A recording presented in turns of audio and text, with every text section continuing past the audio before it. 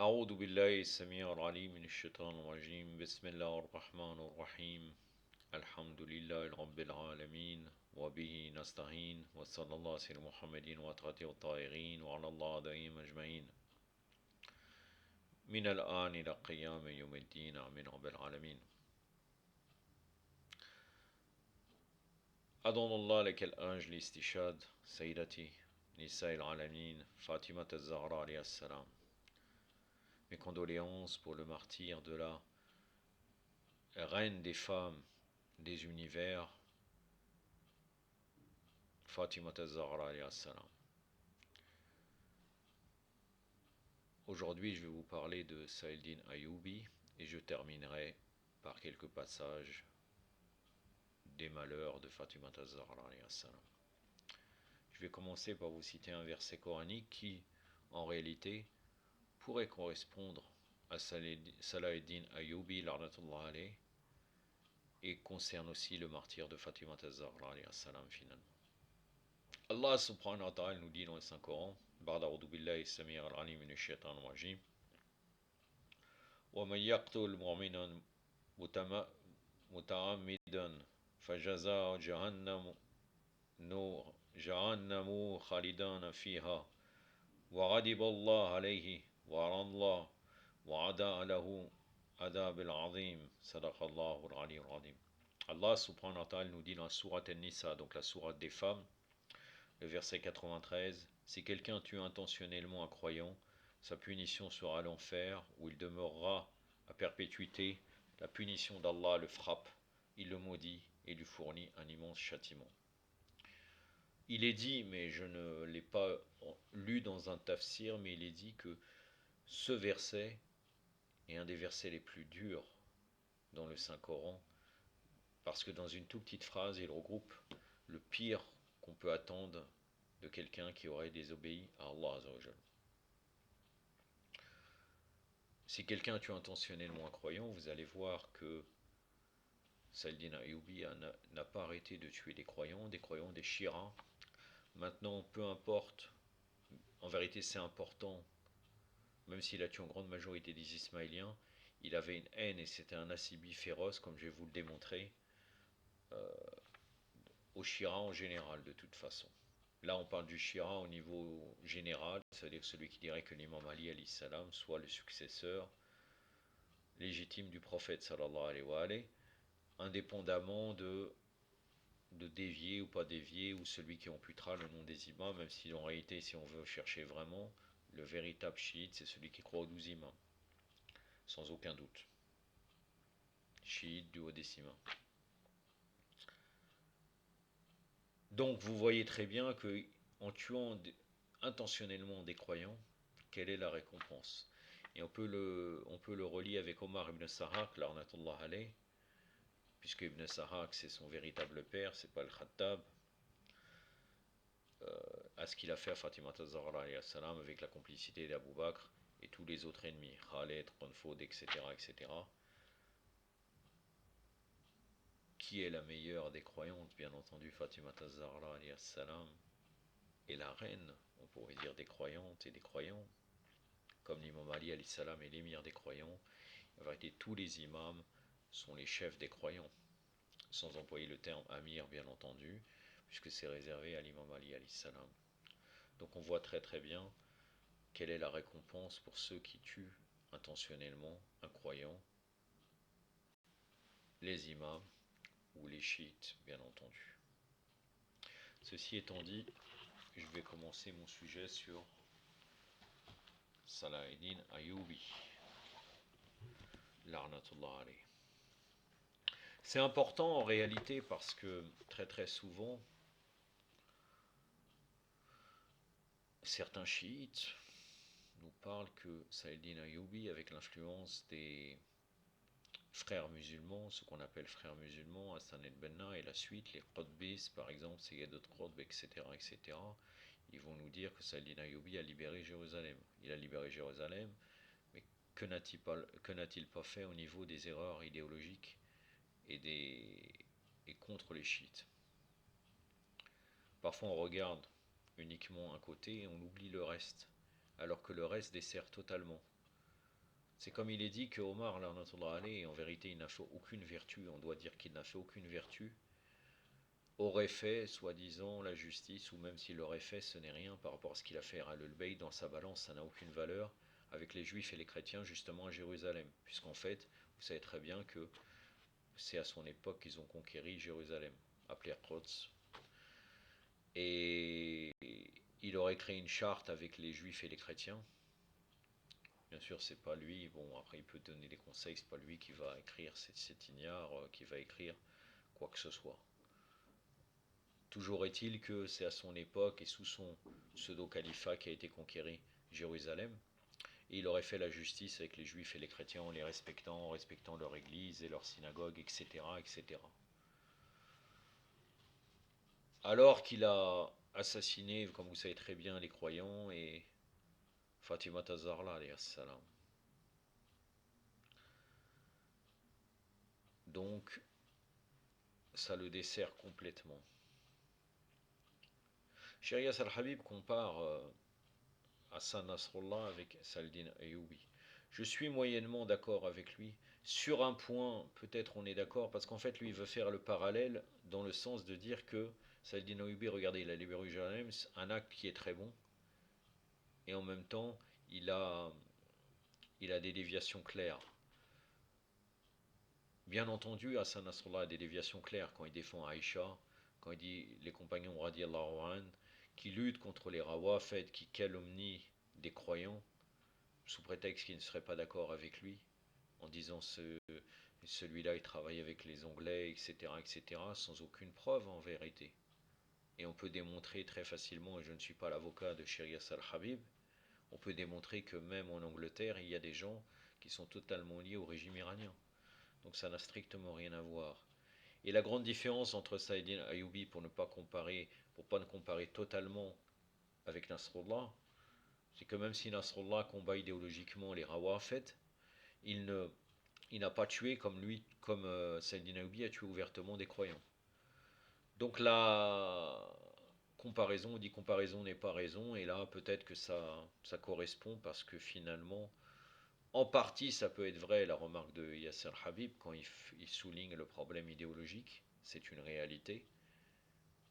Et Saladin Ayyoubi avait forcément des problèmes idéologiques, il a propagé le chafiisme, hein, l'école déviée Bakrite Shafiri. Mais en même temps, la différence c'est que Nasrallah n'a pas tué des croyants, il était dévié, il est dévié au niveau de la croyance sans aucun doute, c'est un batterie sans aucun doute, influencé même par l'Irfan, etc., etc. Mais, encore une fois, il n'a pas tué comme a tué Saladin Ayyoubi. Donc Saladin Ayyoubi, il est né à Tikrit, une petite ville d'Irak, située entre Bagdad et Mossoul, vers 532-589 de l'Hégire, 1138.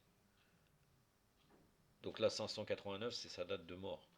1138 à 1193 pour l'ère chrétienne. Souverain d'origine kurde, car c'est un roi, et fondateur de la dynastie des Ayyoubides, adversaire de Al-Bey du chiisme et de ses enseignements coraniques, prophétiques et imamites, et des Fatimides, donc Fatimides c'est les Ismaéliens, qu'il flattait pour mieux les duper, finissant par abattre l'État fatimide, pour enfin régner sur un vaste royaume comprenant l'Égypte, la Syrie et la haute Mésopotamie, avant de triompher à la bataille de Hattin ou Hittin en 583 de l'Hégire, 1187 de l'ère chrétienne, ou en 579, il y a plusieurs dates, 1183 de l'ère chrétienne, des croisés envahisseurs catholiques européens de la Terre Sainte, à qui il reprit alors Al-Quds, Jérusalem. Donc là, je vais vous parler un peu de Saïdine et la chute des Fatimides. Qu'a-t-il fait? Son père Najmuddin el-Ayoub, d'origine kurde, arriva d'Arménie avec son frère Assadine Shirkour pour se mettre au service du gouverneur de Mossoul, Imad ad-Din Zinki.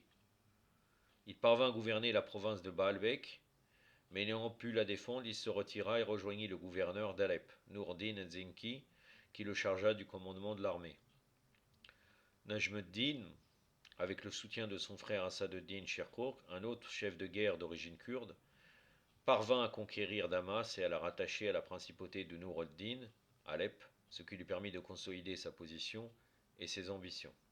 En 559 de l'Hégire, 1164 de l'ère chrétienne, une émeute éclata en Égypte, son gouvernant fatimide ayant appelé Nourdin al-Zinki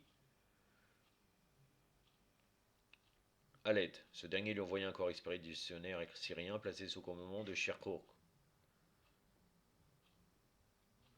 qui avait été l'un de ses auxiliaires les plus efficaces, accompagné de son neveu Salah ad-Din, encore très jeune.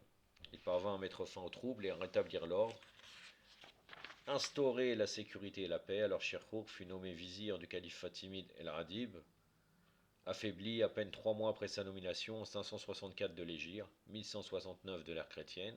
Shirkuh décéda et ce fut Salah ad-Din qui hérita de sa fonction au sein d'un État fatimide en pleine décomposition. La naissance de la dynastie Ayyubide. Dès que Salah ad-Din prit cette fonction, son objectif, qui correspondait à celui des princes turcs de Syrie, étant d'éliminer le chiisme ismaélien. Là encore une fois, on parle du chiisme dans le sens général de celui qui dirait que l'imam Ali alayhi salam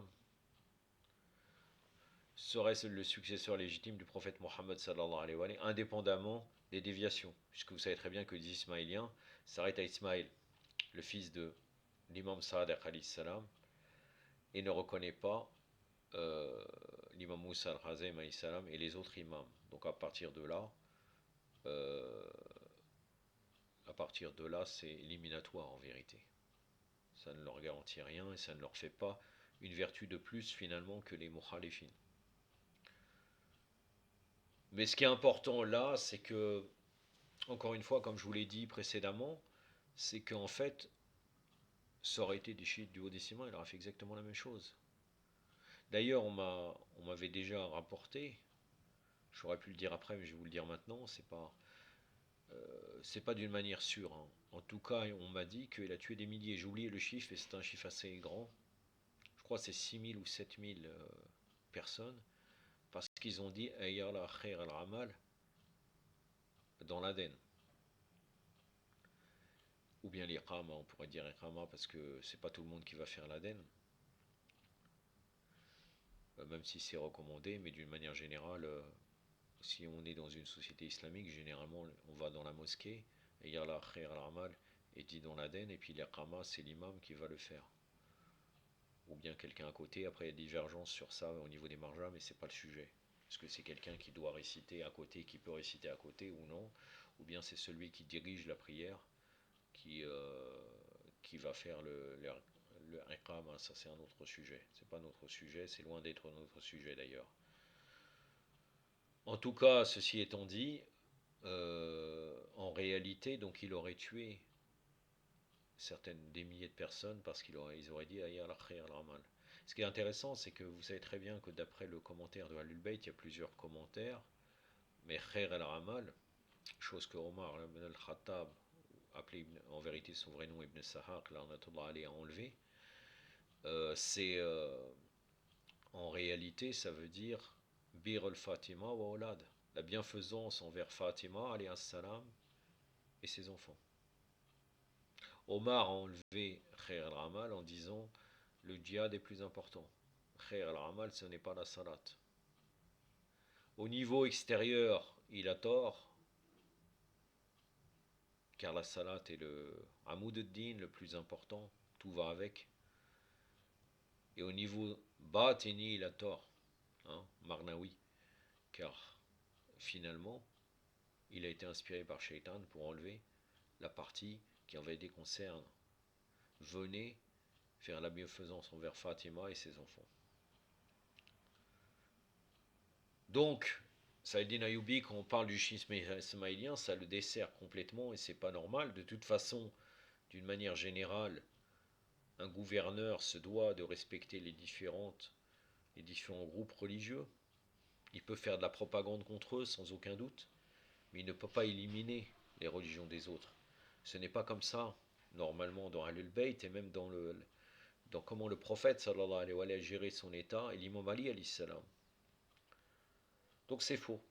Donc lui, il a pris sa fonction, son objectif qui correspondait à celui des princes turcs de Syrie étant d'éliminer le chiisme ismaélien, qui soutenait le régime fatimide.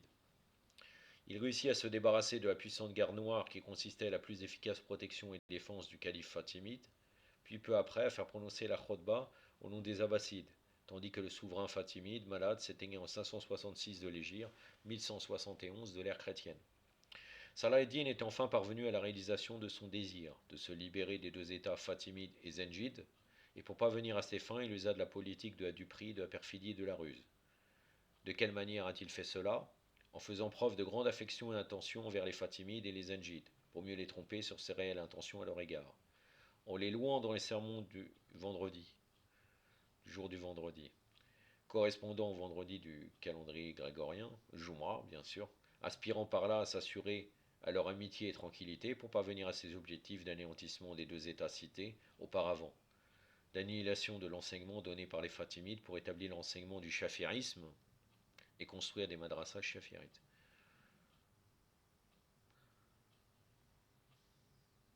J'avais une remarque sur un Irfani qui est venu à Paris. Je suis vraiment étonné, moi. Bon, j'ai entendu la traduction, c'était en persan. Et il parlait de l'Afghanistan, lui il parlait de Massignon, etc. Pendant le mois de Muharram, c'était complètement décalé en vérité. Moi, je ne dis pas qu'il ne peut pas tenir ce type de discours dans un discours intellectuel en dehors des majlis. C'est pas le problème. Mais il a été jusqu'à dire, en citant une femme, il a dit c'était une grande sainte, elle a fait beaucoup de madrasa shafiri. Subhanallah, en Afghanistan. Alors, toi tu es chiite, toi tu suis Saladin Ayoubi pour propager le chafirisme. Et le problème, c'est que si on veut aller plus loin, on verra que le chafirisme a toujours été mêlé, malheureusement, notamment avec Chertoussi. Chertoussi avait des professeurs chafirites. Et à tel point que si vous regardez Chertoussi, Shata Fatoussi, rahmatullah alayh, si vous regardez ce que dit les mukhalifines sur lui, ils le voient comme quelqu'un qui défendait. Vous pouvez regarder, il y a des témoignages qui défendaient, même qui disent qu'il était proche du chafirisme et qui défendait le chafirisme. À la koléhal. En tout cas, ça ne veut pas dire que, bien entendu, on va rejeter. Il est parmi Tardib ou Al-Istibsar est parmi les sources premières du chiisme au niveau des 4 livres, sans aucun doute. 2 livres appartiennent à lui. Hein.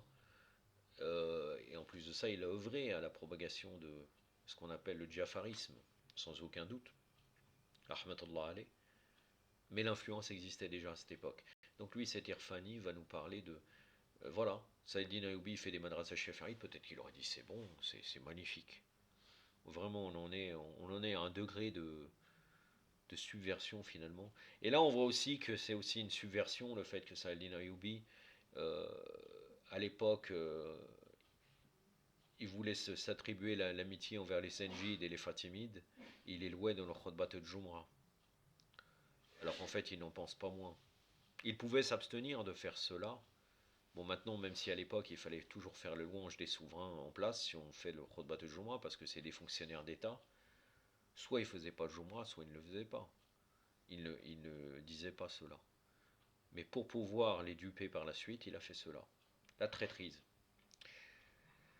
En œuvrant à la consolidation de sa renommée et de sa domination sur l'Égypte par divers moyens, manifestation de bienveillance et d'amabilité envers les Égyptiens, liquidation de ses adversaires politiques, mise en place de ses proches aux plus hautes fonctions du pouvoir, en combattant les envahisseurs venus de l'Occident et couramment appelés croisés en raison des grandes croix dessinées sur l'avant et l'arrière de leur cotte de mailles et les vainquis. Ça, c'est un élément positif, hein, sans aucun doute.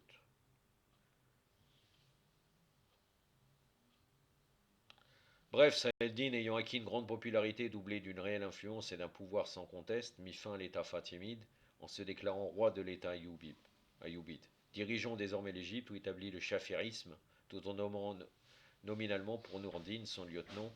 Ce dernier, ne tardant pas à prendre ombrage des succès de son protégé, se prépara à lui mener la guerre, mais sa mort subite, survenue en 569 de l'Hégire, 1174 de l'ère chrétienne, ne lui en laissant point le temps. Par contre, cette mort soudaine réjouissait Saladin qui voyait la disparition de l'un de ses principaux obstacles à ses desseins, de domination globale et d'expansion de son pouvoir. Ce décès permit à ce très jeune rival d'occuper successivement les différentes positions des Zengides, tout en poursuivant le combat contre les envahisseurs croisés, venus d'Europe et en prétendant défendre et servir le fils de son entier saint maître. Là, on peut se dire, et c'est une hypothèse qui est réelle, qu'il aurait très bien pu, vu ça l'arrangeait la mort soudaine, surtout qu'à l'époque il y avait des poisons très puissants, qu'il a empoisonné son oncle.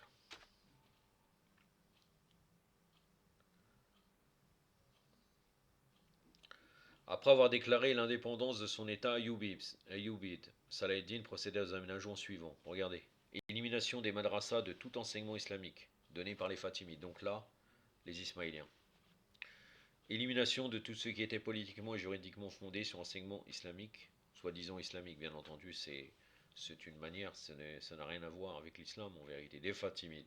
Interdiction faite aux chiites de donner enseignement émanant des Ahlul Bayt alayhim salam. Donc ça veut dire qu'il y avait des chiites aussi là, Ahlul Bayt. De toute façon, d'une manière générale, eux aussi pouvaient parler d'enseignement de Ahlul Bayt, les Fatimides, mais bien entendu amputés. Obligation de donner et de suivre l'enseignement du chafirisme, de développer la présence de l'école chafirite. Interdiction faite aux chiites d'accéder aux fonctions de l'État ayoubide. Obligation pour la mosquée d'El Azhar d'être université de propagande du chafirisme. Nomination des jurisconsuls Foqa instruit des règles et principes du chafirisme. Et installation de ces derniers dans les villages aux fins de détourner les gens de leur attachement au Ahlul Bayt alayhim salam et à l'enseignement donné, par ce courant. Conversion du jour de deuil de grande tristesse d'Ashura en un jour de fête et de réjouissance populaire. Subhanallah.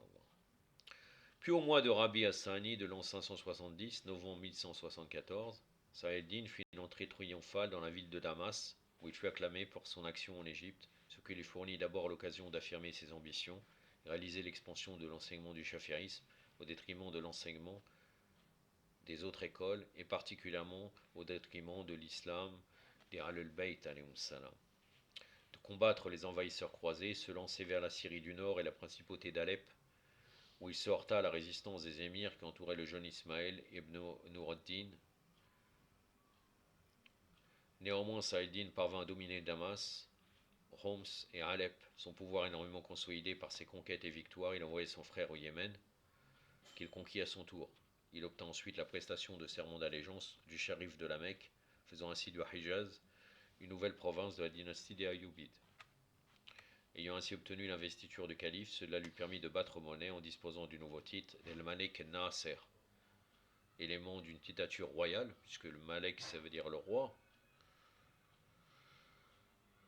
le victorieux est Nasser, inférieur cependant à une titulature de sultan, mais il ne put empêcher la mort d'Ismaël ibn Nur ad-Din quelques années plus tard, en 577 de l'Hégire, 1181 de l'ère chrétienne, que le Zengide de Mousoud s'empara de la principauté d'Alep. Il lui fallut occuper plusieurs villes des alentours, notamment Sinjar, pour pouvoir obtenir la reddition au mois de Safar 579, juin 1183 de l'ère chrétienne, de la principale ville de la Syrie du Nord, puis parachever son œuvre politique en occupant enfin Mossoul, ce qui ne fut fait qu'en 582 de l'Hégire 1186. Maintenant, je vais vous parler de ce qu'il a fait donc contre les croisés, chose qui est loi. Comme de la même manière, si on veut revenir sur le Nasrallah, puisqu'ils vont nous dire comme quoi vous, les Rawafid, vous avez un problème avec Hezbollah, pas du tout, pas sur ce point. L'occupation israélienne et le soutien à la cause palestinienne de Hezbollah, mais l'occupation israélienne au Liban, hein, où c'était tout à fait normal de les sortir du Liban. Comme c'était tout à fait normal à l'époque de Saladin Ayyoubi de sortir les croisés de cet État qui appartenait aux musulmans de Jérusalem et aux alentours. La renommée de Salah ad-Din fut liée à ses guerres victorieuses contre les envahisseurs venus d'Europe et communément appelés croisés. En effet, en plus de son désir de voir le chafirisme régner partout au Moyen-Orient au détriment de l'islam des Ahlul Bayt alayhim salam, Salah ad-Din ne perdait pas de vue pour autant le problème posé par l'invasion massive des croisés venus d'Europe pour occuper et propager le catholicisme en Syrie-Palestine. En 568 de l'Hégire, 1172 de l'ère chrétienne ou en 564-1169 de l'ère chrétienne selon d'autres sources, les croisés attaquèrent Damiette. Damiette c'est le nom en français. ville du delta du Nil, conquise autrefois par Amn al-Ras au moment des grandes conquêtes menées par les pouvoirs musulmans en place et par laquelle les contingents des envahisseurs croisés espéraient pouvoir entrer en Égypte pour attaquer les régimes musulmans et l'occuper. Mais Saladin les combattit et les fit rebrousser chemin.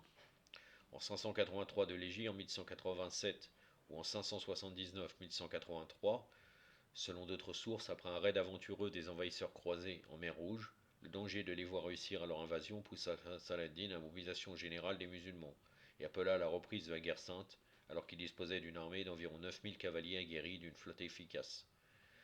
Ces combattants-là, appelés communément Moudjahidines, répondirent à son appel, menèrent le combat contre les envahisseurs catholiques dans la plaine de Hittin et pénétrèrent à El-Quds, Jérusalem, en victorieux, victoire qui sonna le glas des intentions de domination et de catholisation du Proche-Orient. Des maîtres des États latino-catholiques d'Europe, les catholiques nord-orientaux obtinrent le droit de quitter Al-Quds après avoir payé une rançon. Les édifices musulmans furent rendus à leur destination primitive, le Saint-Sépulcre laissé aux chrétiens locaux. La reconquête d'Al-Quds eut un vaste retentissement positif chez tous les musulmans et négatif chez tous les catholiques. En 588 de l'Hégire, 1192 de l'ère chrétienne, Richard Ier Cœur de Lion, roi d'Angleterre, tenta de récupérer Al-Quds, mais en vain. Cependant, il parvint une trêve avec Saladin. Ce dernier accepta la domination des croisés sur les villes côtières. Cette attitude de Saladin provoqua un sentiment de malaise chez les musulmans qui aspiraient à chasser les croisés définitivement du territoire musulman. Richard Ier Cœur de Lion, roi d'Angleterre, mit la main sur différents villes côtières, et notamment sur la ville côtière de Gaza, en Palestine, restituée à Ayyubi dans 1627 de l'Hégire, 1229 en vertu du traité de Jaffa. Gaza avait été un centre agricole et cavernien en rapport avec l'Arabie où aboutissaient, avant l'apparition de l'islam, les expéditions commerciales venant de la Mecque. Ainsi s'explique la tradition selon laquelle l'arrière-grand-père du messager d'Allah, sallallahu alayhi wa sallam, Hachem, y serait décédé et sa tombe devenue objet de visite pieuse ou de ziyara sous le nom de Nabi Hachem. D'où l'expression chez certains musulmans fidèles aux gens de la demeure prophétique, alayhi salam, de Raza à Hachem.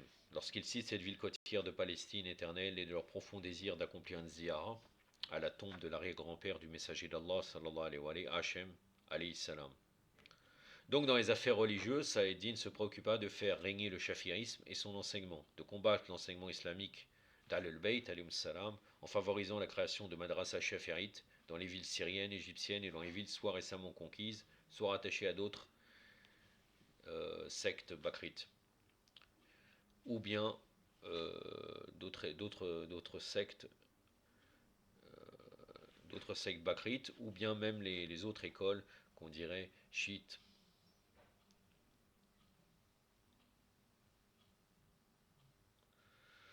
Il fonda en lui-même pour assurer cet enseignement du chafirisme, notamment au Caire, ainsi qu'à Jérusalem des madrasas. C'est lui-même, il a fondé cette madrasa au Caire. Et à Jérusalem, c'est lui-même qui l'a fondé pour propager le chafirisme. Il s'entoura de juristes et d'hommes de la doctrine chafirite comme conseillers, s'efforçant d'écarter les partisans des Ahlul Bayt alayhi salam et leur enseignement coranique prophétique et imamite, qui lui paraissait dangereux pour le règne de la doctrine chafirite, qu'il pratiquait et défendait, allant jusqu'à décider de l'exécution du grand savant iranien et mystique. C'est un mystique avec toute la déviation qu'il peut avoir. D'ailleurs, je vais en revenir. Je vais vous citer Henri Corbin. Que dit-il dans l'histoire de la philosophie islamique tout de suite après là? Et Sohawardi, chez Ad-Din el-Yahya, dit selon les Irfani, selon ceux qui le louent, El-Maktoul, c'est-à-dire le tué, ou celui qui fut mis à mort, qu'il soupçonnait de mener en faveur du chiisme et voyait de lui un danger d'ordre religieux et politique, surtout connu comme le maître de la sagesse illuminative ou Ishraq, son ouvrage essentiel étant intitulé Hikmat el-Ishraq. Je vais revenir là-dessus.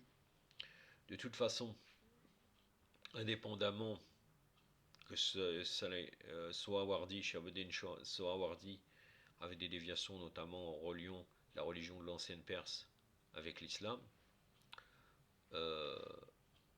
il l'a exécuté notamment par rapport au chiisme. Et même en admettant qu'il serait totalement dévié, depuis quand on doit l'exécuter? Et d'ailleurs, les motifs du procès que vous allez voir pourraient correspondre à un chiite initié, en vérité, sur les motifs qu'il a été exécuté dans certains points. Alors que dans les affaires de cette dunya, Saïd-Din se préoccupa de faire régner sa vision du pouvoir, d'y installer ses proches et amis, de prendre des mesures expéditives pour éliminer toute forme d'opposition aux ambitions de la dynastie des Ayyoubides. En 589 de l'Hégire, 1193 de l'ère chrétienne, Saïd-Din mourut et fut enterré à Damas. Ses 5 fils et son frère Adel se disputèrent le royaume. Je ne vais pas discuter après sur ses fils, qu'est-ce qu'ils ont, sur quoi ils ont divergé, c'est pas important. Nous, ce qui nous intéressait, c'était la biographie de Saïd-Din Ayyoubi. Comme vous voyez très bien, c'était un Nasibi clair. C'était ça l'objectif de mon message que je voulais vous dire. Maintenant, nous allons aller vers Henri Corbin, Histoire de la philosophie islamique. J'avais fait une vidéo de conseil de lecture pour vous présenter ce livre.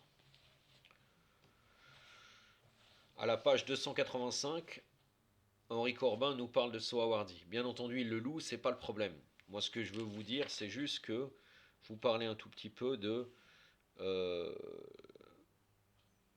un peu de sa vie et pour quelles raisons il aurait été exécuté. Donc la figure de Sohawardi, qu'il ne faut pas confondre avec ses homonymes soufis, Omar Sohawardi, Abul Najib Sohawardi, reste paré pour nous des séductions de la jeunesse, puisque son tragique destin l'arracha à la fleur de l'âge à ses vastes projets. Il avait 36 ans. Il était né en 549-1155 de l'ère chrétienne au nord-ouest de l'Iran, dans l'ancienne Médie, à Sohaward, ville encore florissante au moment de la tourmente mongole. Tout jeune, il étudia d'abord à Meraré, en Azerbaïdjan, puis il vint à Ispahan, au centre de l'Iran, où il dut retrouver bien vivante la tradition avicénienne, puisqu'il est influencé par Avicenne, Ibn Sina. Il passa ensuite quelques années dans le sud-est de l'Anatolie, où il reçut le meilleur accueil chez plusieurs princes seldjoukides de Roum. Finalement, Roum, donc là c'est Byzance. Finalement, il se rendit en Syrie d'où il ne devait pas revenir. Les docteurs de la loi lui intentèrent un procès dont le sens apparaîtra au terme de cette notice. Rien ne put le sauver de la vindicte du fanatique personnage que fut Saïd-Din, le saladin des croisés, pas même le métier du fils de celui-ci, El Malek El Zahir, gouverneur d'Alep, qui devint plus tard l'ami intime d'Ibn Arabi. Notre jeune Shir mourut de façon mystérieuse dans la citadelle d'Alep le 29 juillet 1191. Les biographes le désignent couramment comme le Shir el-Martoul, assassiné, mis à mort. Ses disciples préfèrent dire Shir Shahid, le Shir martyr. C'est ses disciples qui disent cela.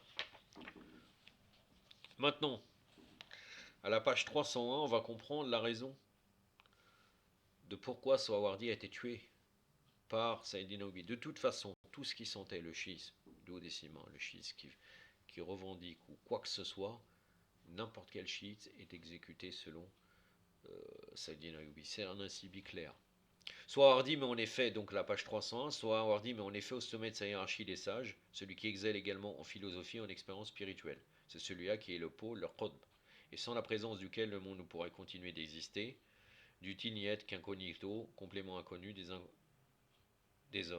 complètement inconnu des hommes. Or c'est là même un des thèmes chiites majeurs, c'est-à-dire là il dit revenez à l'entretien du premier imam avec son familier Komail ibn Ziyad. Le pôle des pôles en termes chiites, c'est l'imam.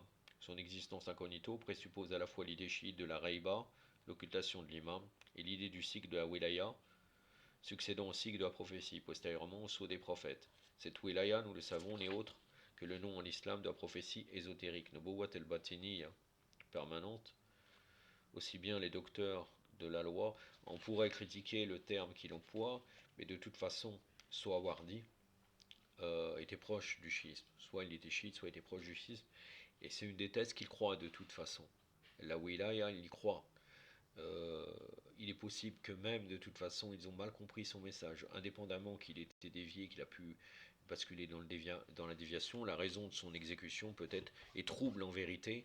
Il est possible qu'il a été exécuté uniquement parce que de toute façon ils ne peuvent pas comprendre ses propos.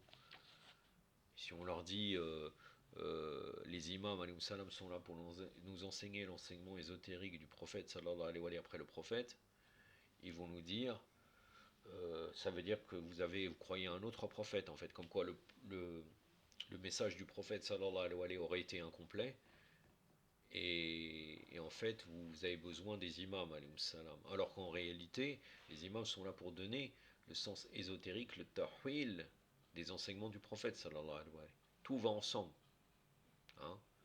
C'est pour ça qu'on dit Awaluna Muhammad, Wasatuna Muhammad, Akhiruna Muhammad, wa kuluna Muhammad. Allahumma salli ala Muhammad wa ali Muhammad, wa lajal farajahum wa l'anadahum. Donc, aussi bien les docteurs de la loi Alep n'y s'y sont pas trompés. Lors du procès de Sawardi, la thèse incriminée qui entraîna sa condamnation fut d'abord professée que Allah peut en tout temps maintenant encore créer un prophète. Même s'il ne s'agit pas d'un prophète législateur, mais de la Batiniya, la thèse décelait au moins un cryptochisme. Ainsi, par l'œuvre de sa vie et par sa mort en martyr de la philosophie prophétique, Sohrawardi vécut jusqu'au bout la tragédie de l'exil occidental. Il fait référence, quand il parle de l'exil occidental, à un de ses livres qui s'appelle L'exil occidental, Sohrawardi. Ceci étant dit, je vais vous parler un peu de Fatima Az-Zahra, l'assaut final de la maison de Fatima Az-Zahra alayhi salam. Le prophète sallallahu alayhi wa alayhi a dit à Fatima alayhi salam, en vérité, Allah est mécontent quand tu es mécontente et Allah est content quand tu es contente. Ça, c'est dans les sources des Mukhalifin. Oussou de l'Anba, volume 7, page 219, et l'Aïsaba, volume 8, page 56 à 57. Fatima alayhi salam appuya ses deux mains très fort contre la porte pour les empêcher de l'enfoncer. Elle se lamenta, je vous implore par l'amour d'Allah et pour l'amour de mon père, le messager d'Allah, laissez-nous tout seuls et retournez chez vous.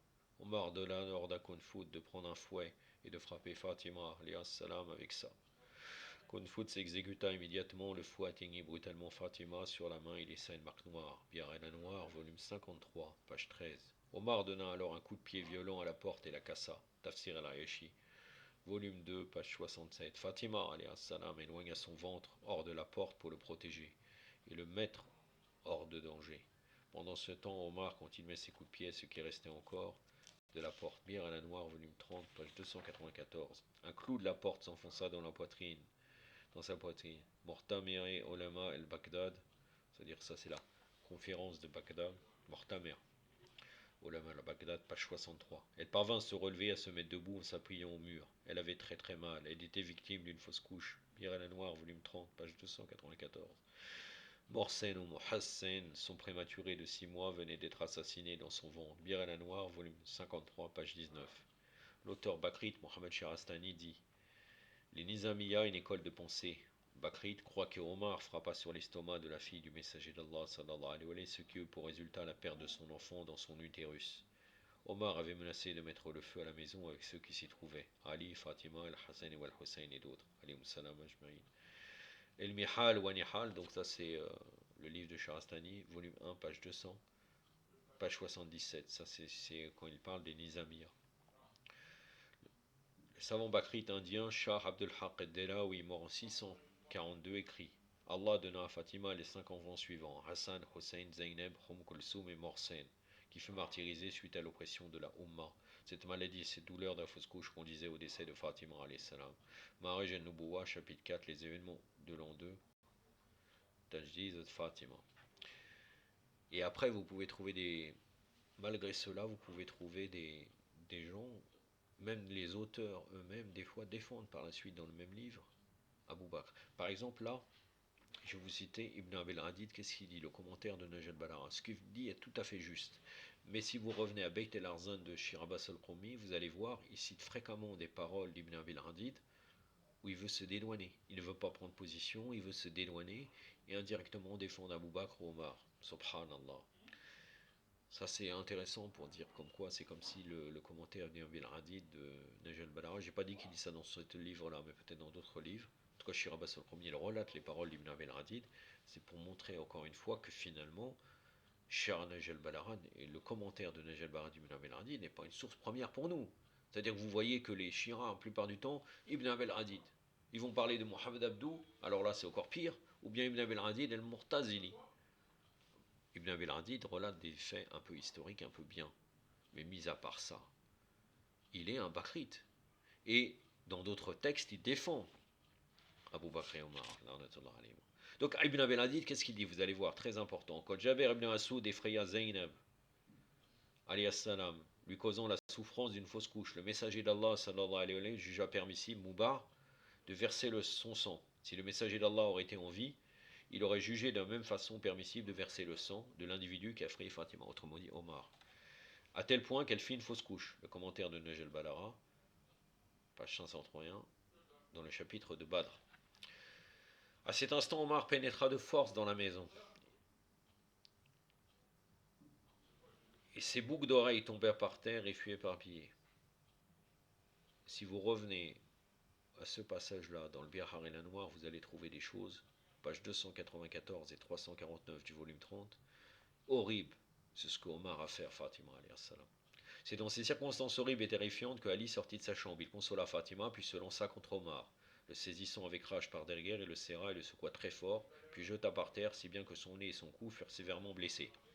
Il voulait tuer Omar, mais se souvint des dernières volontés du messager d'Allah, sallallahu alayhi wa sallam, qui lui avait recommandé de supporter avec patience et force d'âme les difficultés qui surviendront après son décès. Ali alayhi salam mit alors regard à Omar. Ô Omar, je jure par ce Allah qui honora Muhammad sallallahu alayhi wa sallam de la prophétie, si je n'avais pas été lié à la promesse faite au Coran et au messager d'Allah sallallahu alayhi wa sallam, tu n'aurais jamais pu pénétrer dans la maison. Omar se mit à plaider auprès de Ali et le supplia de le relâcher. Il demanda à la foule restée dehors à venir à son secours. La foule entra de force dans la maison. Ali brandit son épée. Kunfut s'en alla vite voir Abou Bakr pour lui informer de la tournure des événements. Abou Bakr avait très peur de voir Ali sortir de sa maison, l'épée à la main. Il connaissait parfaitement le courage, la bravoure et la détermination de Ali alayhi salam. Il ordonna à Kunfut de faire le nécessaire pour détruire la maison, si Ali ne sortait pas dehors, puis de le brûler carrément, si Ali ne se calmait toujours pas. Kunfut retourna chez Ali, et accompagné de la foule, il entra dans la maison sans permission. Imam Ali alayhi salam brandit son épée et voulut s'en servir, mais la foule l'en empêcha en désarmant. Kitab Sunan Qays Ali, page 74. Omar menaça alors Ali. Lève-toi et jure allégeance à Abou Bakr. Ali alayhi salam s'assit par terre et ne bougea pas de là. Omar saisit d'un geste brusque la main de Ali alayhi salam et donna ordre de se lever, mais Ali refusa. Le commentaire de Najal Balara, donc d'Ibn Abil Ardid, volume 2, page 57, et le volume 6, page 49. À cet instant, des gens attachèrent fortement sur une corde, ou le fourreau de son épée à son cou, Kitab Sunan Qays Ali, page 74, et l'irtichage de Shir Tabarsi, rahmatullah alayh, page 73. Et c'est dans cette humiliante et dégradante condition que la foule traîna Ali alayhi salam hors de sa maison.